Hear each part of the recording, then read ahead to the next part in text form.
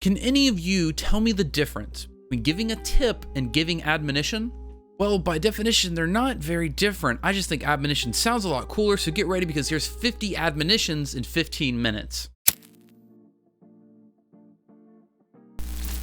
Alright, what's up guys? My name is JacQ or JacQ, and if you find any of these tips or admonitions helpful, make sure to hit that like button and subscribe. I cover a lot of content on this channel that's focused on helping you guys make content the way that you want to make it. Now, number one, respond to every comment. If you're a small YouTuber or even many large YouTubers, if you're below the 50,000 subscriber mark, you need to be responding to every single one of your comments. Don't leave the people that put in extra work to comment on your videos empty-handed. Number two, presets are not bad. I have a couple friends that put a bad stigma on presets, but to be honest, they just save you time. This is mainly based around buyable presets, but to be honest, time equals money, and if you can save yourself time, it's worth it. For example, the intro that I use at every single one of my videos is a buyable preset because I knew how I could make this intro, but I figured I'd rather spend $20 and buy this preset than spend a few hours to make it myself. Number three, don't be scared to mess up. The only way to get better at whatever you're doing is to do it. So you can't worry about doing things bad. You just have to focus on getting better and improving what you're doing. As long as you're making progress, you're doing good. Number four, this kind of relates back to number three,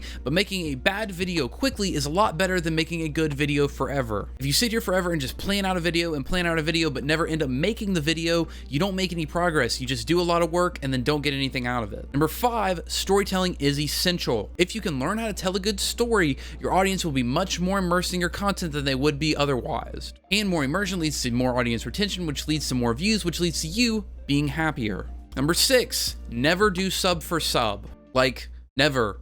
It's a fake audience. It doesn't help you at all. It honestly ends up hurting you in the long run, so don't do it. And yes, that's a hard no. Number seven, don't make jokes that only you will understand. And yes, this is one that's kind of more difficult to do, but if your audience isn't in on the joke, they're kind of just sitting there wondering what's going on, which leads to your audience clicking off sooner, which leads to lower audience retention, which leads to less views, which leads to you being sad. All right, now number eight, tailor your videos for your target audience. If I'm gonna be making gaming videos, I wanna make memes that the younger audience will understand. I'm not gonna sit here and make boomer jokes that only boomers will understand. Number nine, do more than just make videos. Interact with other creators, try to form friends within the niche that you fill. This could end up leading to collaborations, which will help you in the long run, or honestly, just friends in the same industry. Number 10, it does not matter which editing software you use. Paid or free, it does not matter as long as your final product is good. If you can make a good video with editing software on your phone, then do it. As long as the video is good, it doesn't matter. And yes, there are pros and cons to using different software, but like I said, if your final product is good, it doesn't matter. Number 11, put life and personality into your videos. If I sat here and told you 50 admonitions about how to be better at YouTube while being very boring, you wouldn't want to watch this video. So instead, I sit here, I use my voice, I try to make small jokes, and subtly I give you insights to who I am as a person. Because that's what you're doing. You're not making videos for robots, you're making videos for people. Connect with people and make people want to watch you. Number 12, it does not matter what equipment you use as long as it's decent. You're able to make basic equipment look good, just make sure that your content is digestible. Like for my videos, I don't use some fancy camera, I literally use the camera on my phone. And yes, I may have a good camera on my phone, but it saved me a lot of money just to use my phone instead of going off and buying $700 worth of camera equipment. All right, number 13, now if you do want to upgrade your equipment, if you already have a camera, your mic is the most important thing you can buy. If you don't have a camera, get a camera. But if you already have a camera, get a mic. If you were to compare upgrading a microphone to upgrading a camera, you get a lot more quality out of your content if you upgrade your microphone rather than your camera. All right, number 14, if you really want to upgrade your camera, buy a light first. Like for example, my footage isn't too bad, but I'm also using a key light and a fill light. Now watch what happens when I turn these off. Here is my fill light off, and here's my key light off. Like I said, buy a light first. Number 15, use music to elevate your content. Realize what the mood of your content is and then use music to spice it up. Videos are a lot like food. If you have some bland piece of meat that doesn't really have anything to it, it's not so great. But if you add just a little bit of spices in just the right way, it's amazing. Number 16, adding small visual effects add a lot of quality. This can be in the form of text animations, transitions, little fades, or little just small movements in general can add a lot to your quality. Number 17, make sure to do calls to action. I do 2 in every single one of my videos. I want people to like the video, I want people to subscribe, and I want people to comment. And believe it or not, telling people to do something makes them do it a lot more often than they originally would. Number 18, thumbnails are very important. Thumbnails are the first thing that your audience sees before they click on your video, so they need to be attracted. Entice people. Make sure to put time and effort into your thumbnails so people actually get onto your video and actually watch it. Number 19, Titles are important too. Right after thumbnails, people read titles. Make people want to watch your video. Make it a little clickbaity. Don't mislead people, but make people want to watch. Here's the way it goes. Get people's attention with the thumbnail, entice them with the title, and then make them want to stay with your video. All right, number 20, and this kind of relates back to the visual effects one, but adding small sound effects also adds a lot of quality. So let's say I have this like whip transition here and add a whoosh sound to it. That adds a bit more to it. But let's say you have a slap in your video, give it a slap sound. Don't overuse them and make them feel like they're not real or like they're out of place, but use them at the right amount. Just make sure you're watching back through your content, checking your work, and say, does this feel right? Does this sound right? Okay, yes or no, keep it or get rid of it. Number 21, transitions are nice, but don't overuse them. This is kind of similar to that last tip, but using anything in your videos too often brings down the total quality. You can also relate this back to food. If you overspice your food, it's not going to taste good. You're going to want to spit it out and never try it again. Don't make people feel that way about your content. Number 22, put time into coming up with ideas for your videos. Occasionally, maybe once or twice a week, I take an afternoon, I sit down, I drink a little bit of coffee, and I think, okay, what would people that are wanting to learn how to edit want to watch? You can take an afternoon or two a week and just come up with a lot of ideas, and it'll make it a lot easier for you to make good content. Number 23, learn how to use SEO. And what is SEO? Basically, it means it's like, let's say I'm making a video about how to bake a pie. If I make a video about how to bake a pie, is my video going to come up when people look up how to bake a pie? Does my title, description, and they don't really matter anymore, but tags, do those line up with the search terms that people are looking for?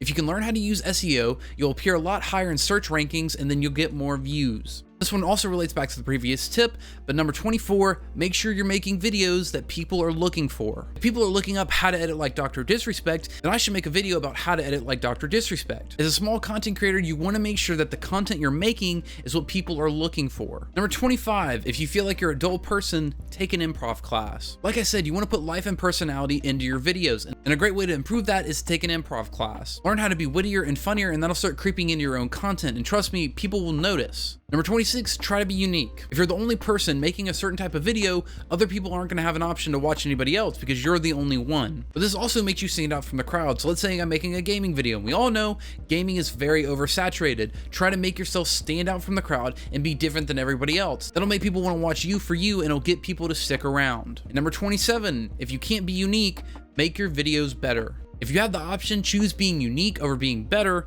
but if you don't, try to do the best you can to make better content than everybody else. Number 28, hooks are very important. The first 7 seconds of a video are the most important out of the whole thing. It's when a majority of the audience decides, are we going to watch this video or are we not going to watch it? Which leads to higher audience retention, which leads to more views, which leads to you being happier. Number 29, people get bored. If I was to sit here and stare at my camera and talk this whole time, a lot of the audience would get bored. So I have to put things on screen to excite the audience, get their attention, and to make them stay longer. Great ways to do this are B-roll or having graphics come on the screen or anything just to grab somebody's attention. Number 30, learn when to burn the candle. Now, although making content starts off as a hobby, sometimes if you want it to be more than a hobby, you gotta know when to buckle down and get some work done. There may be some days where you just don't feel like making content, and yeah, that sucks, but sometimes you just gotta do it. Number 31, learn when to take a break. And yeah, I know I just said to learn when to burn the candle, but it's also important to take breaks. Because trust me, being burnt out is much worse than missing one day of uploading. Being burnt out will lead you to never post again, but taking one day off gives you a lot of time to just get your spirits back up,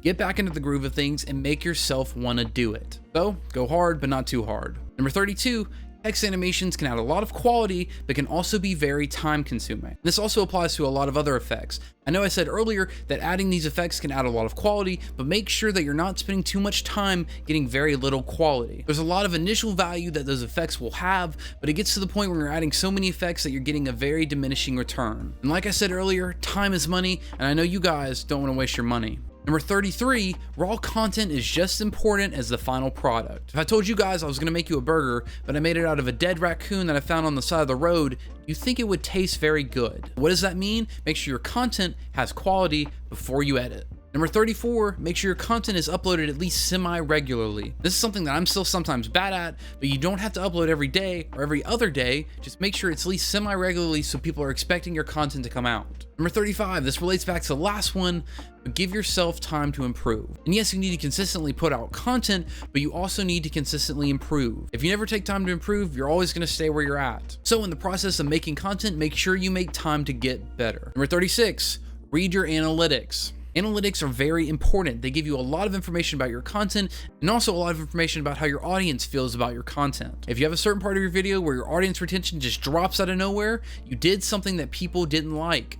Don't do it again. And number 37, here's a tip that relates back to learning those analytics. Click-through rate, audience retention, and watch time are by far the most important statistics. This isn't my knowledge. YouTube has come out and said this multiple times. This is common knowledge. If you make those three things high, YouTube will suggest your content more, which will get more people to watch your content. Number 38, try to learn every chance you get. As I've stated many times, improving is very important. So if you have a chance for somebody to watch your video and give you feedback, take the opportunity. Number 39, don't get upset if somebody doesn't like your content. This is a natural thing. People are naturally defensive about what they care about, but you have to throw that to the side and try to take in the information. So learn to accept feedback. And number 40, learn if the feedback is valid. There are some people that are just going to give you bad feedback no matter what you do. So what you have to do is decide, is this valid feedback or is this some troll messing with me? And number 41, if you've made that distinction and it's not valid feedback, screw them. It's not worth beating yourself up over some dumb comments that somebody made over a keyboard. A lot of people are a lot more brave over a keyboard than they are in person. Number 42, where's a good place for free music? Well, personally, I use Streambeats for just about everything, and honestly, it's probably playing in this video too. Streambeats was made by Harris Heller. He's another content creator here on YouTube, and he's come out with a ridiculous amount of music that you can use royalty-free in all of your content. So check out the link in the description below if you want to listen to Streambeats. Number 43, find good mic settings. Let's say that you made the decision to upgrade your mic. Even though higher quality mics typically don't sound too bad out of the box, you can make them sound a lot better. There are hundreds of tutorials on YouTube. Just find one for your mic and learn how to use these settings to make your mic sound a lot better. Trust me, it's worth it. Number 44, this is something that I still mess up a lot on, but check your work. Once you're done editing your video, watch back through it. Did you mess up somewhere? Did you misspell something? Is there an effect that's going on that's not supposed to happen? Is there an effect that is supposed to be happening that isn't going on? Number 45, don't make too much content to where it's bad. I think having a scarcity to the amount of content you put out can add value to your content. For example, let's say that filet mignon and lobster and scallops and all this fancy food was readily available. Let's say you could go down to McDonald's and pick it up whenever you want. Then why would people want that filet mignon and that lobster? It's so readily available, it's cheap, you can get it whenever you want. There's no want for it. It's always there for them. So do the same things with your videos. Put them out consistently, but don't put them out too much where people get your content whenever they want. Number 46, try to collab. A very great way for small creators to grow is to collaborate with other creators. Say, hey, yeah, we have a similar audience. Let's work together in this video and we can merge our audiences and we can both grow off of this. It's a valid growth strategy and it's something worth looking into. Number 47, take inspiration from those around you. You can take ideas from different genres of content and then apply it to your own. By doing this, you put a new spin on your own content and set yourself apart from everybody else. Number 48, if you don't know what to make videos on, do what you're good at, but make sure it's interesting. An easy way to come up with ideas about content is just literally to do something that you're good at. As long as you can make it interesting and fun for people to watch, they're gonna wanna watch. Number 49, this is a marathon, not a sprint. There are hundreds, if not thousands, of huge creators that at the very beginning made hundreds of videos and didn't get any views. It's not about blowing up on your 5th or your 10th video. It's about, in the long run, am I eventually gonna be able to do this and get this to a place where I'm proud of it? Make sure to put in the time and the effort to where your content is worth watching and people will come around. Just constantly improve, and like I said, it's a marathon, not a sprint. Number 50, and this applies to all aspects of life, learn how to solve your own problem. It's great if you have somebody to ask questions and try to get answers and to help you out, but dude, you have to be able to do it on your own. If you can learn to solve your own problems, nothing's gonna get in your way. Whew, that was a lot of admonitions, but hopefully I covered them well. If so, make sure to hit that like button and subscribe. I cover a lot of content on this channel that's focused on helping you guys make content the way that you want to make it. Also, let me know down in the comments below if there's something else or somebody else you want me to cover in a future video. And until next time, peace. Because here's 50 admonition in 50 minutes. That's not how long this video is.